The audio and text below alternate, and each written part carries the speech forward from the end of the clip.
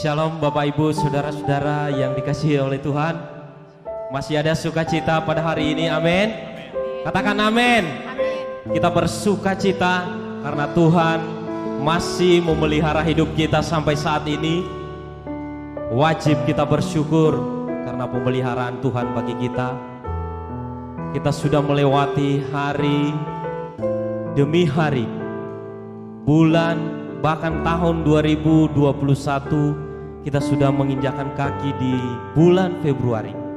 Kita bersyukur kepada Tuhan dan berterima kasih kepadanya. Dia memelihara hidup kita, memelihara keluarga kita, memelihara jemaat-jemaat Elroy dengan penuh kegembiraan, sukacita. Bapak Ibu Saudara-saudara, kita tetap beribadah kepada Tuhan walaupun melalui virtual, online. Kita bersyukur kepada Tuhan, kita masih bisa memuji Dia melalui puji-pujian, melalui penyembahan kita, dan melalui ucapan syukur kita kepada Tuhan. Mari Bapak Ibu Saudara-saudara, teman-teman dimanapun berada pada hari ini, siapkan waktu, siapkan hatimu untuk menyembah Dia. Mari sama-sama mengucap syukur. Katakan haleluya. Thank you Jesus. Oh. Angkat tanganmu Bapak Ibu Saudara-saudara. Berterima kasih kepada Tuhan. Terima kasih Yesus. Kau baik bagi kami. Oleh karena Engkau baik bagi kami Tuhan, kami tetap bersuka cita pada hari ini. Kami masih beribadah. Oleh sebab itu Tuhan, berkati ibadah kami pada hari ini. Kami serahkan ke dalam tangan-Mu. Biarlah Engkau yang berperkara dalam hidup kami. Terima kasih Bapa di surga. Kami mau bersuka cita melalui puji-pujian, melalui penyembahan kami pada hari ini. Berikan kesehatan, berikan kekuatan bagi kami Tuhan. Inilah doa kami, inilah seruan kami. Kami percaya bahwa penyertaan-Mu, berkat-Mu melimpah atas kami. Demi nama Yesus kami berdoa. Yang mau bersuka cita sama-sama katakan amin. Karena kita sudah dipelihara oleh Tuhan, amin. Di dalam Dia kita temukan sukacita yang abadi. Haleluya. Sama-sama tepuk tangan yuk.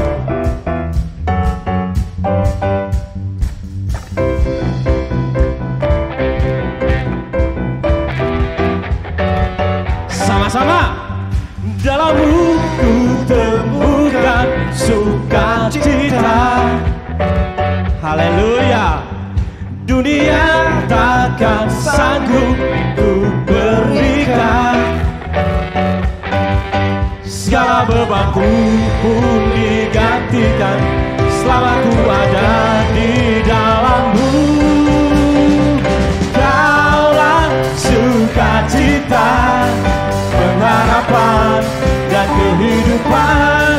Kau beri kekuatan, haleluya, bersukacita selamanya.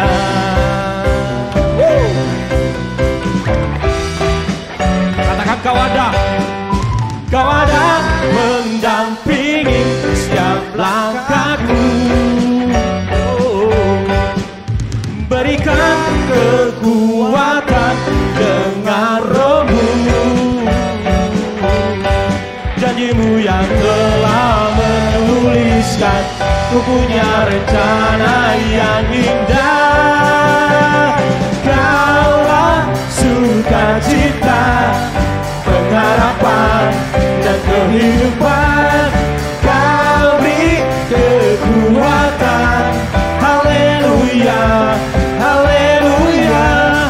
Kaulah sukacita, pengharapan dan kehidupan.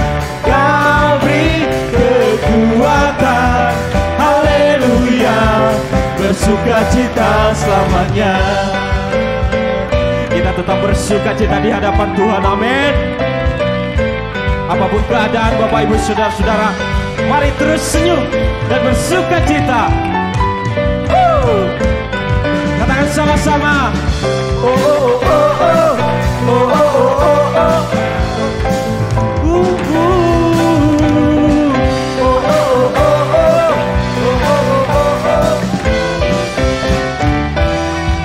Kaulah sukacita, pengharapan dan kehidupan. Kau beri kekuatan. Haleluya, haleluya. Kaulah sukacita, pengharapan dan kehidupan. Kau beri kekuatan. Haleluya, haleluya. Kaulah sukacita, pengharapan dan kehidupan. Kau beri kekuatan. Haleluya, bersukacita. Haleluya, bersukacita selamanya. Mari sama-sama bersukacita. Haleluya, tepuk tangan bagi Allah kita. Haleluya, sorakan haleluya, haleluya.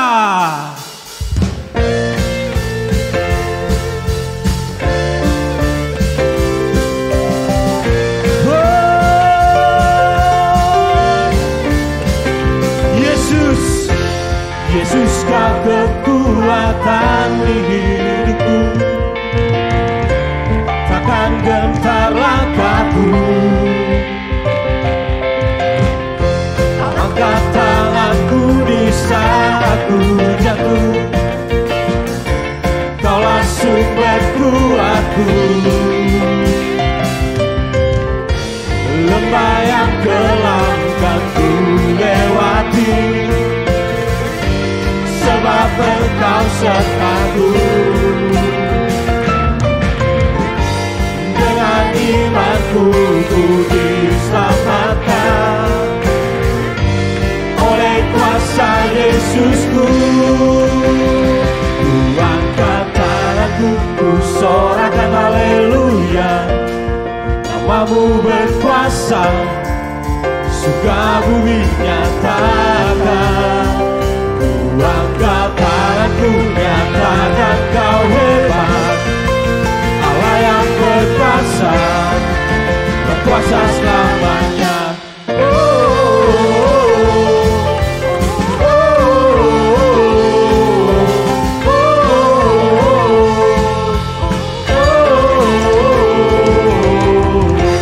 Yesus, Kau kekuatan di hidupku, takkan gentar langkahku. Kau angkat kami Tuhan, Kau angkat tanganku di saat ku jatuh. Kaulah sumber kuatku. Lembah yang telah kan ku lewati, sebab Engkau sertaku. Dengan imanku ku diselamatkan oleh kuasa Yesusku. Ku angkat tanganku, ku sorakan haleluya. Namamu berkuasa, surga bumi nyatakan. Ku angkat tanganku, nyatakan Kau hebat, Allah yang berkuasa, berkuasa selamanya. Oh, oh,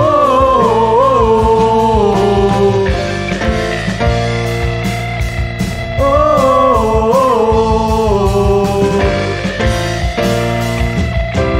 Mari sama-sama katakan. Ku angkat tanganku, ku sorakan haleluya.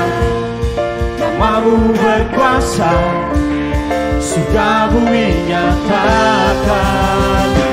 Angkat tanganku,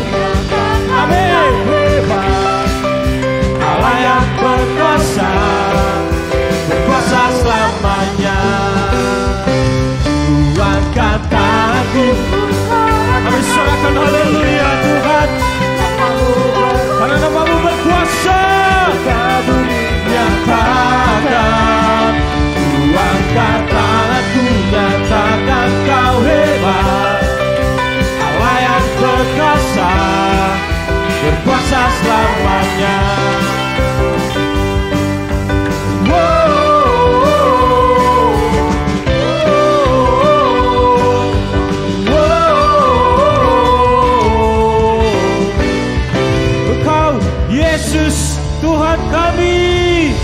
Haleluya. Terima kasih Tuhan. Kami serahkan haleluya.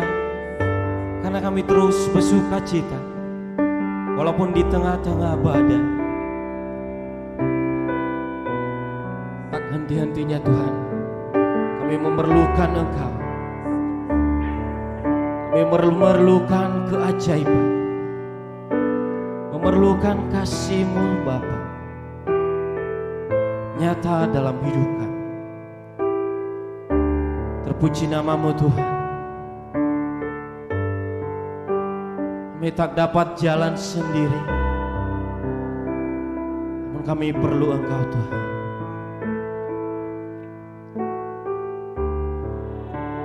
Terima kasih Tuhan.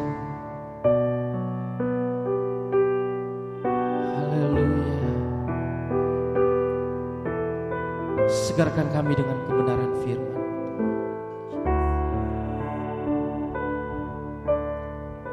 Kemanakah kami mencari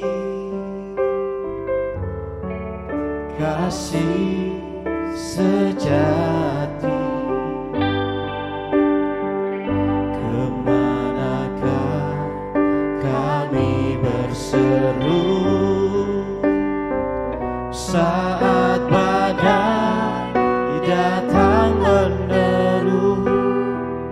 Yang kami tahu hanya Kau yang mampu pulihkan segala sesuatu. Kami perlukan, kami perlukan keajaiban-Mu. Kami butuhkan sentuhan tangan-Mu. Kami tak dapat jalan sendiri. Kami perlu Kau Tuhan. Kami perlu Engkau Tuhan di saat-saat ini Bapa. Kemanakah kami mencari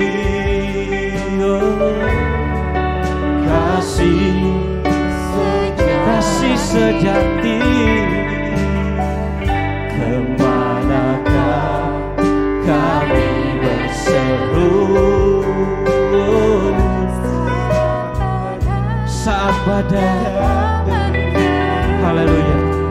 Yang kami tahu hanya Kau yang mampu. Engkau mampu Tuhan. Pulihkan keadaan saat ini Tuhan.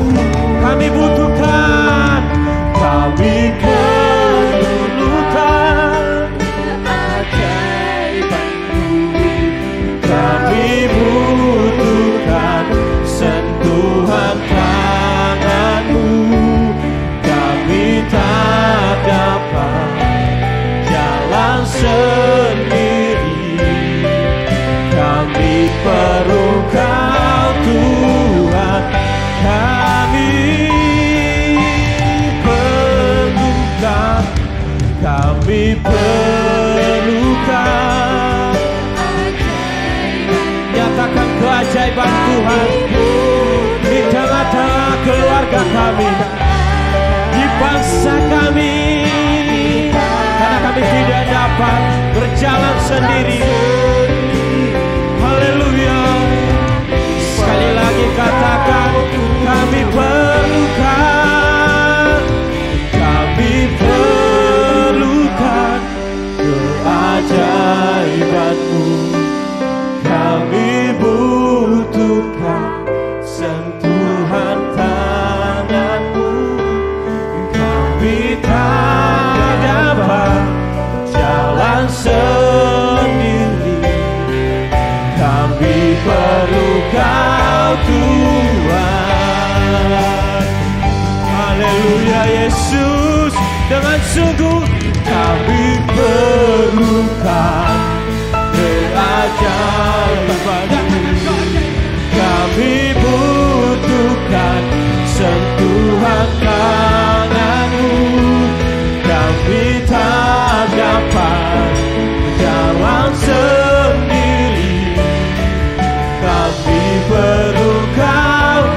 Dengan iman sama-sama katakan, kami perlukan keajaiban. Nyatakan keajaiban Tuhan. Inilah doa kami Tuhan. Sentuhan-Mu terjadi. Kami dapat Tuhan. Kami perlu Tuhan. Sekali lagi katakan, kami perlu. Haleluya. Keajaiban-Mu Tuhan. Sentuhan tangan-Mu. Kami tak dapat jalan sendiri. Kami perlu Kau Tuhan. Kami perlu Kau Tuhan. Kami perlu Kau Tuhan. Inilah doa kami Tuhan. Inilah seruan kami. Keajaiban boleh terjadi di tengah-tengah keluarga kami, di gereja kami, di bangsa kami Tuhan. Haleluya. Haleluya. Haleluya. Haleluya. Kami menyambut kebenaran firman-Mu Tuhan. Kami sudah siap. Hati kami mau menerima firman. Terima kasih Tuhan.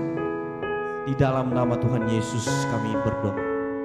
Sama-sama kita katakan, amin. Shalom, Jemaat GSI Roy Grogol. Selamat berjumpa kembali di dalam ibadah online pada hari ini. Saya ingin mengawali khotbah saya dengan sebuah perjumpaan yang terjadi di antara dua pimpinan perusahaan besar. Yang pertama adalah Steve Jobs, yang pada waktu itu memimpin perusahaan yang kita kenal dengan nama Apple. Dan yang satunya lagi adalah seorang yang bernama John Sculley. John Sculley pada waktu itu juga menjadi pemimpin dari perusahaan yang juga cukup terkenal. Perusahaan yang memproduksi minuman ringan yang kita kenal dengan nama Pepsi. Dalam perjumpaan tersebut, Steve Jobs, pemimpin Apple, menantang John Sculley untuk pindah ke perusahaannya. Dia berkata kepada John Sculley, Anda ingin menghabiskan sisa hidup Anda dengan jualan air gula, atau Anda ingin punya kesempatan mengubah dunia? Ini tantangan yang diajukan oleh Steve Jobs kepada John Sculley. Dan menariknya, John Sculley menyambut tantangan tersebut. Dan pada akhirnya sejarah mencatat bahwa kedua orang ini mau tidak mau harus dinilai sebagai orang-orang yang berhasil mengubah dunia melalui produk-produk yang mereka hasilkan. Semacam iPod, iPhone, dan iPad. Di sini kita melihat ada suatu perjumpaan yang luar biasa. Perjumpaan yang menghasilkan tantangan. Hari ini khotbah saya berjudul Perjumpaan yang menghasilkan tantangan. Saya mengajak Anda untuk melihat sebuah teks yang terdapat di dalam Yohanes pasal 21 ayat 1 sampai dengan ayat yang ke-19. 2 minggu lagi kita akan merayakan Paskah.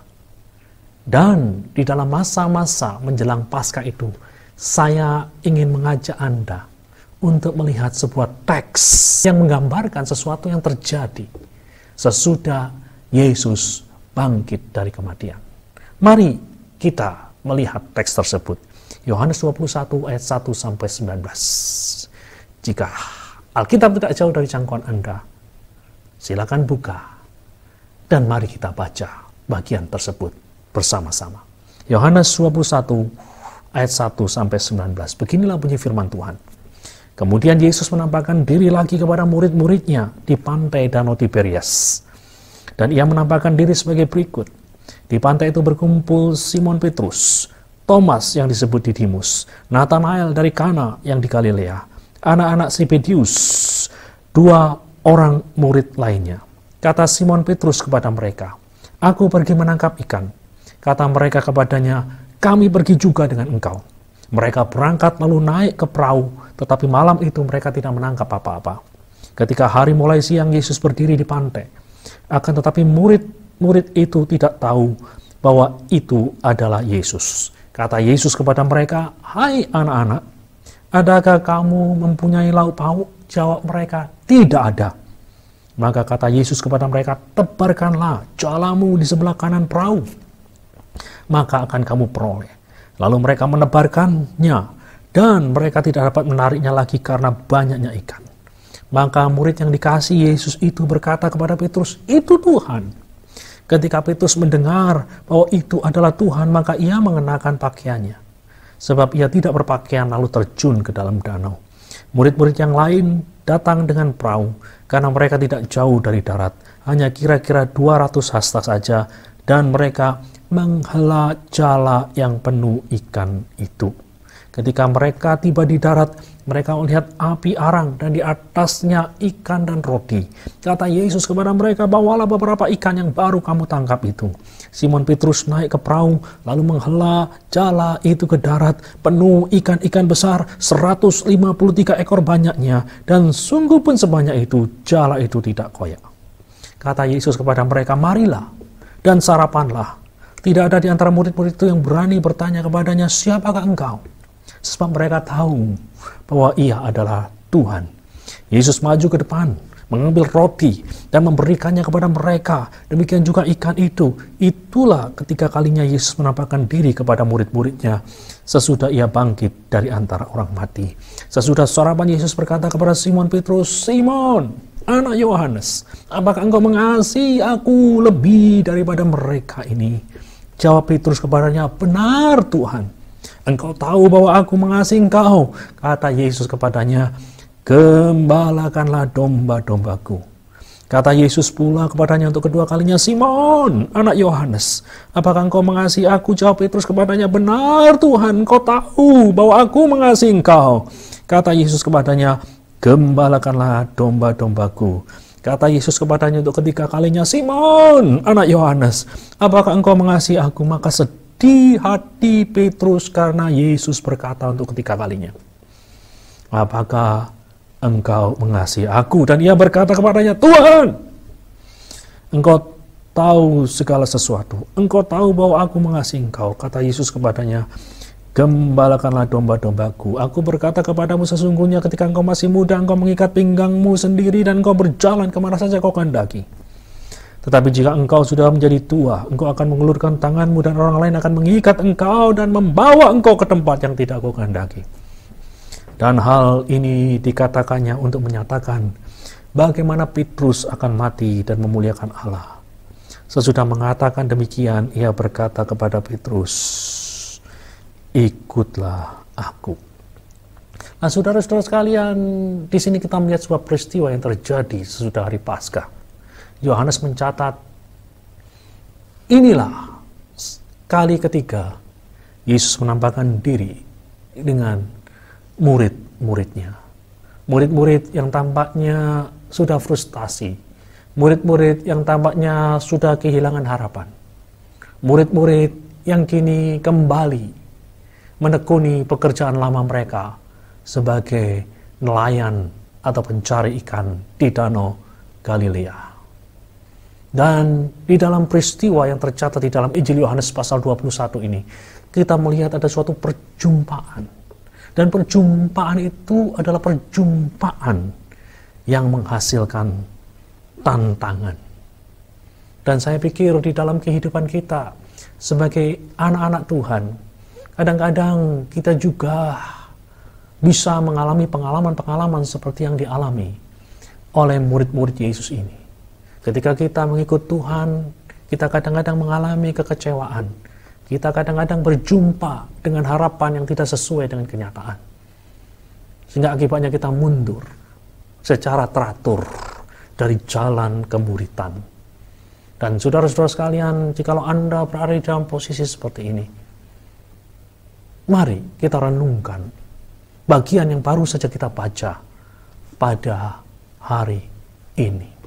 Ada beberapa pelajaran penting yang bisa kita pelajari ketika kita membaca bagian ini dengan teliti. Pelajaran pertama yang bisa kita tarik pada hari ini dari Yohanes pasal 21 adalah perjumpaan dengan Kristus yang bangkit menantang kita untuk terus-menerus memperbaharui pengenalan kita kepadanya. Sekali lagi, perjumpaan dengan Kristus yang bangkit menantang kita untuk terus-menerus memperbarui pengenalan kita kepadanya. Yohanes 21 ayat 4 mencatat, ketika hari mulai siang Yesus berdiri di pantai, akan tetapi murid-murid itu tidak tahu bahwa itu adalah Yesus. Bapak, Ibu, serta saudara-saudara sekalian, ketika kita membaca kisah-kisah kebangkitan, ada sesuatu yang ganjil, ada sesuatu yang sedikit aneh. Murid-murid berjumpa dengan Yesus yang bangkit. Namun mereka tidak dapat dengan segera mengenalinya sebagai guru yang membimbing mereka selama kurang lebih 3,5 tahun. Ini yang dicatat oleh Yohanes di dalam ayat yang keempat. Perlu ada semacam proses pengenalan yang baru sebelum mereka benar-benar yakin bahwa yang ada di hadapan mereka adalah Yesus yang telah mati, yang telah disalib, yang telah dikuburkan, dan telah bangkit pada hari yang ketiga. Nah, saudara-saudara sekalian, di dalam kehidupan kita sebagai anak-anak Tuhan, kita pun ditantang untuk terus-menerus mengalami pembaharuan di dalam pengenalan kita akan Tuhan. Seorang penulis yang bernama Philip Yancey di dalam bukunya Bukan Yesus Yang Saya Kenal berkata seperti ini: dua kata yang tidak pernah terpikirkan untuk diterapkan pada Yesus di dalam Injil adalah membosankan dan mudah diduga. Itu perkataan daripada Philip Yancey. Yancey mengatakan dua kata yang tidak pernah terpikirkan untuk diterapkan pada Yesus dalam Injil adalah membosankan dan mudah diduga. Yesus di dalam kitab Injil adalah Yesus yang senantiasa menghadirkan sesuatu yang menarik untuk dikenal, untuk diketahui di dalam kehidupan kita. Yesus yang ada di dalam kitab Injil bukanlah Yesus yang gampang diduga. Yesus yang dipaparkan di dalam kitab Injil adalah Yesus yang memiliki kedalaman. Dan di dalam kedalaman itu ada keindahan yang luar biasa. Nah, Bapak, Ibu, serta saudara-saudara sekalian, pengenalan dan pemahaman kita mengenai Yesus itu ibarat sebuah perjalanan. Ketika kaki-kaki kita melangkah di dalam perjalanan iman, kita diharapkan bisa menemukan pengalaman dan pengenalan yang baru mengenai Yesus Kristus. Pengenalan yang mungkin tidak pernah kita dapatkan melalui tradisi yang kita kenal sejauh ini. Nah, saudara-saudara sekalian, perjumpaan dengan Yesus yang bangkit menantang kita untuk terus berusaha mengenal Dia dengan lebih baik. Mari kita kenal Dia dengan lebih baik melalui firman yang kita baca, melalui firman yang kita pelajari, melalui firman yang kita dengar. Namun, kita juga bisa belajar mengenal dengan lebih baik Yesus Kristus melalui pengalaman-pengalaman hidup kita. Pengalaman-pengalaman hidup kita yang kaya Entah itu pengalaman-pengalaman yang positif pada waktu kita mengalami keberhasilan, pada waktu kita mengalami berkat-berkat jasmani atau berkat-berkat kesehatan. Dan juga sebaliknya, ketika kita mengalami pengalaman-pengalaman yang negatif di dalam kehidupan kita. Pengalaman-pengalaman ketika kita harus mengalami kegagalan. Pengalaman-pengalaman di mana kita harus mengalami kedukaan. Jangan biarkan pengalaman itu berlalu tanpa adanya usaha untuk mengenal Tuhan yang bangkit itu dengan lebih baik. Almarhum Stephen Hawking, seorang ilmuwan besar yang memiliki kecerdasan yang luar biasa. Dia pernah menulis kata-kata semacam ini. However difficult life may seem, there is always something you can do and succeed at. Nah, ini suatu pernyataan yang cukup menarik. Hawking mengatakan, walaupun hidup itu kelihatan begitu sulit, selalu ada sesuatu yang bisa Anda kerjakan dan Anda bisa melewatinya. Jadi saudara-saudara sekalian, ini hal yang penting untuk kita fahami bersama-sama. Hidup bisa jadi difficult seperti yang dikatakan oleh Hawking. Hawking sendiri mengalaminya, di mana dia boleh mengalami kelumpuhan yang hampir total, bahkan untuk bicara pun dia harus dibantu dengan alat. Sulit, namun demikian ada sesuatu yang bisa kita kerjakan dan kita bisa lewati saat-saat yang sulit seperti itu. Nah, saudara-saudara sekalian, di dalam masa-masa hidup yang sulit, berusahalah untuk bisa mengenal dengan lebih baik Yesus yang sudah bangkit itu. Itulah pelajaran pertama yang bisa kita tarik dari Yohanes pasal 21. Pelajaran yang kedua yang bisa kita tarik dari Yohanes pasal 21, perjumpaan dengan Kristus yang bangkit menantang kita untuk terus taat kepadanya. Perjumpaan dengan Kristus yang bangkit menantang kita untuk terus taat kepadanya. Yohanes 21 ayat 6 menulis kata-kata seperti ini. Maka kata Yesus kepada mereka, tebarkanlah jalamu di sebelah kanan perahu, maka akan kamu peroleh. Lalu mereka menebarkannya dan mereka tidak dapat menariknya lagi karena banyaknya ikan. Saudara-saudara sekalian, perhatikan di sini. Ketika murid-murid ini sudah kembali ke dalam profesi mereka yang lama sebagai seorang nelayan, dan ketika mereka berusaha untuk mendapatkan ikan, dan sudah berjam-jam lamanya mereka berusaha, namun tidak ada satupun ikan yang mereka dapatkan. Dan kemudian mereka berjumpa dengan Kristus yang bangkit, dan Kristus yang bangkit ini memerintahkan mereka untuk melakukan sesuatu.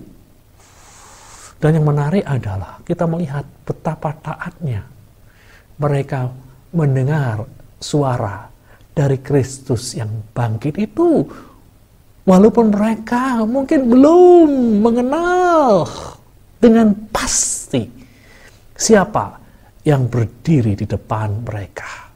Tapi saya yakin sama-sama mereka mungkin sudah mengenali ini suara dari guru mereka. Dan ketika guru mereka menyuruh agar jala ditebarkan di sebelah kanan perahu, mereka melakukannya tanpa berpikir atau berargumentasi dengan pribadi yang menyuruh mereka. Di sini kita belajar mengenai sesuatu yang sangat penting. Kita belajar mengenai ketaatan. Dan ketika murid-murid taat untuk mengikuti apa yang diperintahkan oleh guru mereka, Yesus Kristus yang bangkit, itu membuat perbedaan yang besar. Ikan dapat mereka tangkap dengan mudah. Sampai dikatakan jala mereka koyak karena ada 153 ikan besar yang bisa mereka tangkap. Nah, saudara-saudara sekalian, poin yang tidak saya seberangkan di sini adalah perjumpaan dengan Kristus yang bangkit itu menantang kita untuk taat kepadanya. Dan marilah kita taat seperti murid-murid Yesus. Kalau kita taat, maka akan ada sesuatu yang terjadi dalam hidup kita. Maka itu akan membuat perbedaan besar di dalam hidup kita. Seorang pendeta yang dikenal sebagai mantan gembala gereja terbesar di dunia. Gereja yang disebut dengan gereja Yoido, yang lokasinya ada di Korea Selatan. Jadi gereja Yoido ini dirintis, dikembangkan, dibuat maju sedemikian rupa oleh seorang pendeta yang bernama Cho Yong-gi. Dari katakanlah jemaat 1 atau 2 orang saja, gereja Yoido telah tumbuh menjadi gereja yang punya jemaat lebih dari 700.000 jiwa. Ketika seseorang bertanya kepada Cho Yong-gi, apa rahasia kesuksesannya? Apa yang membuat pendeta ini berhasil untuk mengembangkan jemaatnya? Pendeta Cho Yong-gi menjawabnya dengan sederhana. I pray and obey. Saya berdoa dan taat. Saya berdoa dan taat. Ketaatan yang membuat kehidupan kita jadi berbeda. Ketaatan yang membuat murid-murid mendapat 0 ikan, akhirnya berubah menjadi 153 ekor ikan. Bagaimana dengan hidupmu hari-hari ini? Mungkin kau mengalami banyak hal yang sulit. Mungkin kau mengalami banyak hal yang memberatkan hidupmu. Mungkin kau merasa bahwa kau tidak menghasilkan apa-apa. Seperti yang dialami oleh murid-murid Yesus. Hari ini firman Tuhan menantang engkau untuk berjumpa dengan Kristus yang bangkit. Dan perjumpaan dengan Kristus yang bangkit itu menantangmu untuk mentaati Dia. Dan taatilah Dia. Kalau engkau ingin hidupmu berbeda. Nah, saudara-saudara sekalian, itulah hal yang kedua yang kita pelajari dari Yohanes pasal 21. Mari kita lihat hal yang ketiga yang bisa kita pelajari dari Yohanes pasal 21 ini. Perjumpaan dengan Kristus yang bangkit menantang kita untuk membaharui komitmen pelayanan kita. Perjumpaan dengan Kristus yang bangkit menantang kita untuk membaharui komitmen pelayanan kita. Mari kita baca di dalam Yohanes 21 ayat 15 sampai ayat yang ke-17. Saya tidak akan baca keseluruhannya, saya baca beberapa potong bagian dari ayat-ayat ini. Simon, anak Yohanes, apakah engkau mengasihi aku lebih daripada mereka ini? Lalu apa jawab Petrus? Benar Tuhan, engkau tahu bahwa aku mengasihi engkau. Simon, anak Yohanes, apakah engkau mengasihi aku? Jawab Petrus kepadanya, benar Tuhan, engkau tahu bahwa aku mengasihi engkau. Pertanyaan yang kedua dari Yesus. Dan ini pertanyaan yang ketiga dari Yesus. Yohanes 21 mencatat, kata Yesus kepadanya untuk ketiga kalinya, Simon, anak Yohanes, apakah engkau mengasihi aku? Maka sedih hati Petrus karena Yesus berkata untuk ketiga kalinya, apakah engkau mengasihi aku? Dan ia berkata kepadanya, Tuhan, engkau tahu segala sesuatu. Engkau tahu bahwa aku mengasihi engkau. Dan di dalam bagian ini, kita melihat suatu bagian yang cukup menarik. Dialog di antara Yesus Kristus yang bangkit dengan Petrus. Petrus yang boleh dikata Petrus yang gagal. 3 kali dia menyangkal Tuhan Yesus. Dan bukan kebetulan apabila Yesus bertanya kepada Petrus sebanyak 3 kali. Yesus bertanya 3 kali kepada Petrus, apakah engkau mengasihi aku? Nah, saudara-saudara sekalian, pesan yang hendak disampaikan di sini adalah bahwa Yesus menghendaki adanya pembaharuan komitmen pelayanan dari Petrus. Betul, Yesus tidak membuang Petrus, walaupun dia telah gagal. Namun Yesus yang bangkit juga menuntut adanya sebuah komitmen yang baru dari Petrus. Perjumpaan dengan Yesus yang bangkit telah menyebabkan adanya pembaruan komitmen di dalam diri Petrus. Petrus ditanya, apakah engkau mengasihi aku? Dan Petrus menjawabnya, tentu saja. 3 kali dia ditanya, dan 3 kali dia menjawab, yes, I love you Lord. Benar, aku mengasihi engkau. Dan Yesus memerintahkan agar Petrus mengembalakan domba-dombanya. Dengan kata lain, Yesus meminta agar Petrus melayani sebagai seorang pemimpin jemaat. Dan kalau kita belajar dari sejarah gereja, kita melihat bagaimana Petrus memenuhi komitmennya. Komitmen yang dibaharui di tepi Danau Galilea. Di hadapan Yesus yang bangkit itulah yang memampukan Petrus untuk melayani dengan luar biasa. Untuk melayani di tengah-tengah kesulitan dan penderitaan. Petrus mengakhiri pertandingan dengan baik. Sejarah gereja mencatat bagaimana Petrus pada akhirnya mati sebagai martir.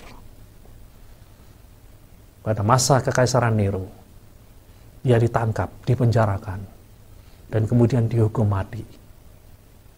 Dan ketika dia harus disalib, Petrus berkata kepada mereka-mereka yang menyalibkannya, aku tidak layak disalibkan seperti Tuhanku.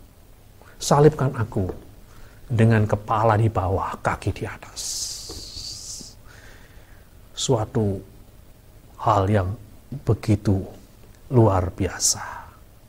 Dan itu semua diawali dengan suatu pembaruan komitmen di tepi Danau Galilea. Hari ini, mari kita kembali untuk membaharui komitmen pelayanan kita. Mungkin kita tidak bisa bertemu dengan Yesus secara fisik, tapi kita bisa bertemu dia secara rohani. Di dalam kitab Wahyu dikatakan Yesus selalu hadir di tengah-tengah jemaatnya. Yesus yang selalu hadir di tengah-tengah ketujuh kaki Dian. Kaki Dian melambangkan jemaat. Dan hari ini kita bertemu secara virtual. Hari ini kita di dalam ruang dan waktu yang bisa jadi berbeda. Namun kita bersatu di dalam Roh. Dan kita tahu ketika kita bersatu di dalam Roh, di situ ada Tuhan yang hadir. Ada Dia yang bangkit yang hadir. Dan biarlah kita boleh membaharui komitmen pelayanan kita. Saudara-saudara sekalian, saya tutup dengan sebuah peristiwa yang terjadi pada tanggal 15 Januari 2009. Sebuah pesawat Airbus A320 dengan nomor penerbangan 1549 terbang dari kota New York menuju ke kota Charlotte di North Carolina. Beberapa saat setelah lepas landas, pesawat tersebut dihantam oleh sekawanan burung. Dan ada gangguan mesin, kecelakaan, kehancuran pesawat sudah di depan mata. Tapi syukurlah, di tengah-tengah masa yang cukup krisis itu, pilot dari pesawat tersebut yang bernama Kapten Chester Sullenberger, yang kemudian hari dikenal dengan nama Sully, bisa dengan tenang mengendalikan pesawat yang mulai limbung itu. Sully melihat di depan ada bentangan atau hamparan air sungai Hudson. Dan kemudian dengan ketenangan yang luar biasa, Sully bisa mendaratkan pesawatnya di tengah-tengah sungai Hudson. 155 orang yang menumpang pesawat itu selamat. Hanya sedikit yang mengalami luka-luka. Peristiwa tersebut dikenal dengan nama keajaiban Hudson. Ada suatu hal yang menarik. Ada seorang penumpang dari penerbangan A320 itu. Penumpang tersebut bernama Rick Elias. Dia menempati kursi nomor 1D di penerbangan penomor 1549. Dan ketika dia dievakuasi dan telah tiba di tempat yang selamat, dia berkata seperti ini, "Saya diberi 2 mujizat pada hari ini. Mujizat yang pertama, saya selamat. Mujizat yang kedua, saya diberi anugerah untuk melihat masa depan dan kembali lagi ke masa kini dan hidup dengan cara yang berbeda." Nah, saudara-saudara sekalian, Rick menyadari ada sebuah anugerah besar yang dikaruniakan kepadanya, sehingga dia bisa melewati lubang jarum yang hampir mengirimnya ke jurang kematian. Dan Rick mengatakan, "Saya diberi 2 mujizat hari ini. Mujizat yang pertama selamat. Mujizat yang kedua, saya diberi anugerah untuk melihat ke masa depan dan kembali lagi ke masa kini dan hidup dengan cara yang berbeda." Saya yakin peristiwa itu akan membuat Rick menjadi manusia yang berbeda. Perjumpaan di tepi Danau Galilea juga membuat suatu perbedaan di dalam diri murid Yesus. Dan saya rindu Bapak Ibu serta saudara-saudara sekalian, ketika kita memasuki masa-masa Paskah pada hari ini, ketika kita hidup di tengah-tengah masa pandemi yang sulit, yang kadang-kadang membuat kita frustasi. Beberapa dari antara kita mungkin juga harus mengalami kedukaan, harus mengalami tetesan-tetesan air mata di dalam masa pandemi ini. Namun biarlah masa pandemi ini tidak berlalu dengan begitu saja. Dan biarlah masa pandemi ini kita bisa mengalami perjumpaan dengan Kristus yang bangkit, yang menantang kita untuk mengenal Dia dengan lebih baik hari demi hari, mengenal Dia dengan lebih dalam hari demi hari. Dan pada saat yang sama, perjumpaan dengan Kristus yang bangkit itu juga akan membuat kita menjadi manusia-manusia yang lebih taat, sehingga kehidupan kita bisa menjadi kehidupan yang berbeda dan diberkati oleh Tuhan. Dan pada akhirnya, biarlah perjumpaan dengan Yesus tidak membuat kita tawar hati dan mundur di dalam pelayanan kita, terpuruk. Namun biarlah perjumpaan dengan Yesus yang bangkit itu akan membuat kita membaharui komitmen pelayanan kita. Dan saya yakin kehidupan kita akan menjadi seperti intan-intan berlian di mata Tuhan. Saya ingin menutup khotbah saya dengan sebuah lagu lama yang di dalam bahasa Inggris berjudul Higher Ground. Di dalam bahasa Indonesia diterjemahkan Ku Daki Jalan Mulia. Dan saya rindu Paskah tahun ini yang akan kita rayakan 2 minggu lagi akan membuat kita semakin hari semakin tinggi. Semakin tinggi di dalam hal apa? Di dalam pengenalan kita, di dalam ketaatan kita, dan di dalam komitmen kita untuk melayani Tuhan. Mari kita dengar lagu itu bersama-sama.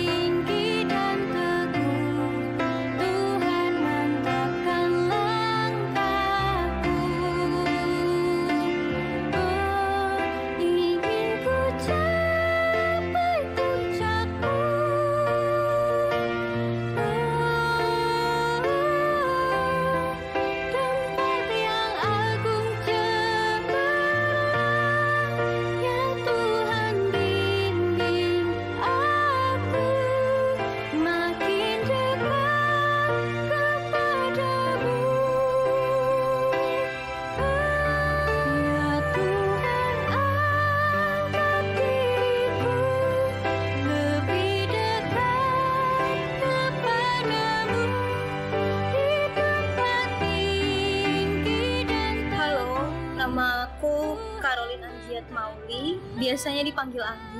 Aku lahir dengan kondisi prematur, tepatnya waktu itu 6 bulan lebih 2 minggu. Kalau benar-benar tahu itu baru sekitar umur 7 tahun. Karena aku merasa bahwa aku sama dengan saudara-saudara yang lain, dengan orang-orang lain. Karena keluarga juga berusaha sebisa mungkin memperlakukanku sama seperti yang lain. Walaupun Mama dan Papa sering ngomong dulu, aku ingat, kamu minta ya sama Tuhan, berdoa supaya Tuhan kasih mata yang baru. Tapi aku nggak ngerti. Buat teman-teman yang mungkin saat ini sedang menghadapi berbagai pergumulan atau tantangan dalam kehidupan teman-teman, tetap percaya dan jangan pernah menyerah. Percaya bahwa kehidupan kita seluruhnya itu ada dalam tangan Tuhan, kita ada dalam hatinya dan di dalam rencana. Tuhan mantapkan langkahku.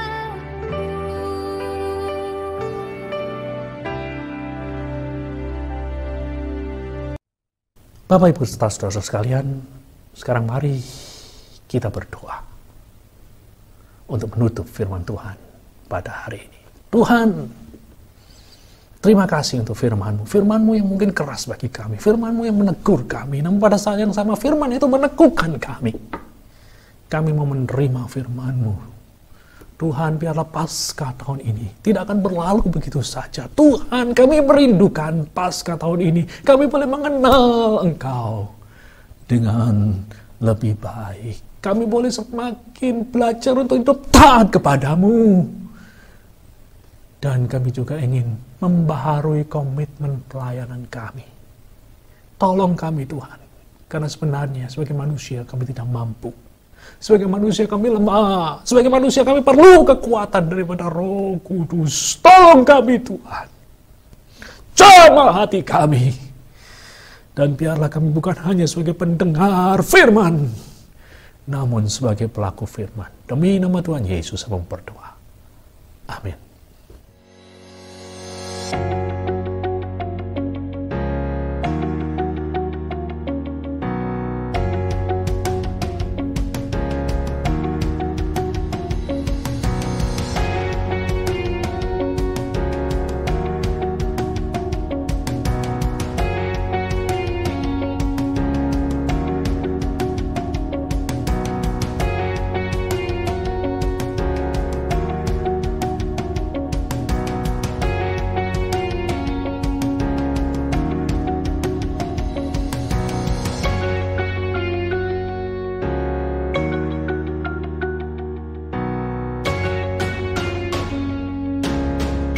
Bapak, Ibu, serta saudara-saudara sekalian, sebelum kita menutup ibadah online pada hari ini, saya mengimbau Anda untuk menyiapkan diri secara rohani dalam masa-masa menjelang Paskah ini.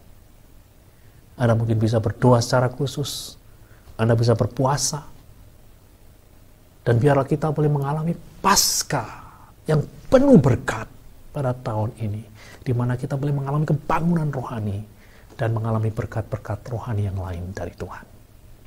Sekarang mari kita tutup ibadah online kita. Mari kita berdoa. Bapa di surga, kami mengucap syukur untuk ibadah online yang sudah berlangsung dengan baik. Kami percaya kami sudah diberkati.